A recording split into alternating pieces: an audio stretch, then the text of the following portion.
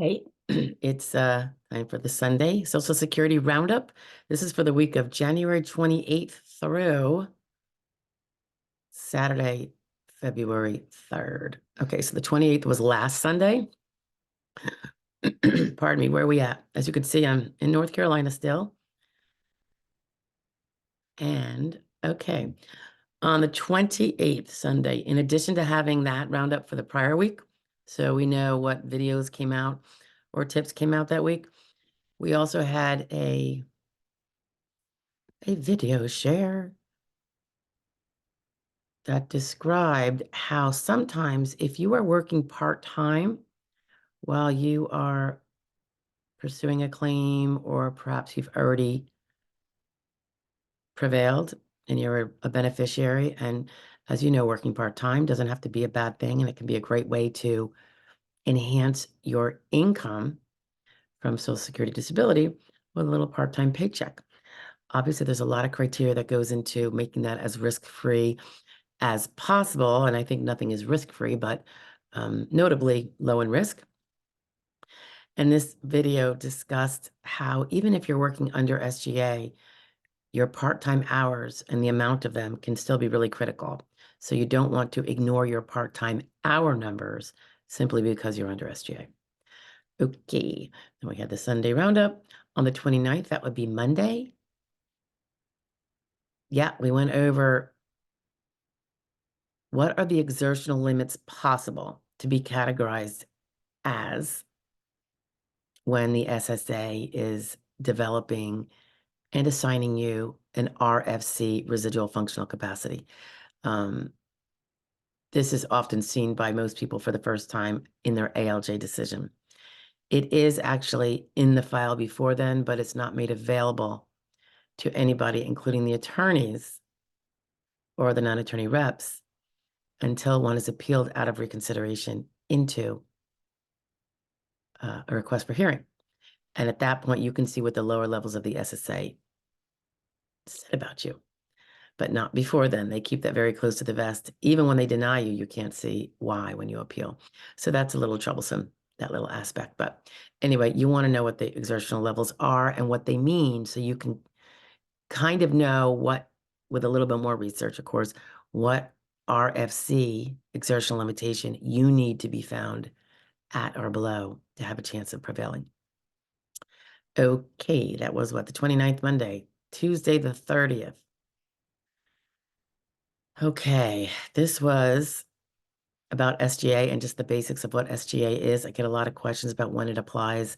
It applies in a lot of different time periods. In an SSD or SSI situation. So you have to know what it means. Everybody needs to know what it means because it is so pivotal in your claim. The 31st. So this would be Wednesday. This is the day I came down to North Carolina. So I'm working from here for a few days. This one was about, and this was on request by somebody, what is the ins and outs of expedited reinstatement? What is that EXR, expedited reinstatement? So we give the lowdown on that briefly. On the 1st, which would be Thursday, we shared a court case by our wonderful attorney colleague, Adriana. And this one was about the court discussing the relevance of severe versus non-severe impairments. It is really important to know. I think it's particularly important because a lot of people don't want to treat for what they consider a less significant impairment because they're focused on their big bad impairments. I have a different video on big and small impairments and what you need to know about them when you're pursuing a claim if you're going to make it as strong as possible for the best chance of prevailing. So this court case was really, really important, I think, to drive home that point.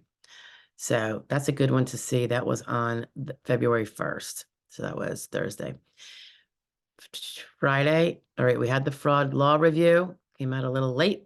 And it was about a Missouri former basketball player, star, I suppose, who has been indicted for pretty significant fraud and taking advantage of some of the programs available to help people during the pandemic.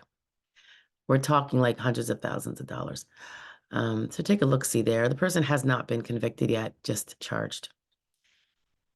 And on that same day, on the 2nd, this was pulled from a different platform, probably Rumble. And it was, so it wasn't done this week. And it was going over some of the difficulties people under 50 have, the challenges they have, the hurdles they have to meet that are not exactly the same when you're over 50 or 55 or 60. So if you're under 50, take a look-see. It's about 12 minutes. It's not that long. Okay. And that was it. Oh, the 3rd. Yeah, okay. So Saturday the 3rd was another court case. And this one, same idea. And thank you, Adriana. It was how your alleged symptoms have to relate to your function report and your medical records.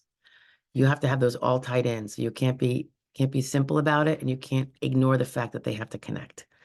And that can be a bit of a challenge, and it's very tricky. So that's probably the biggest part of our strategy of trying to get that to happen, to get a case as close to a prevail as possible. Okay, that was February 3rd. All right, guys, have a great week. I'll see you next week. Bye.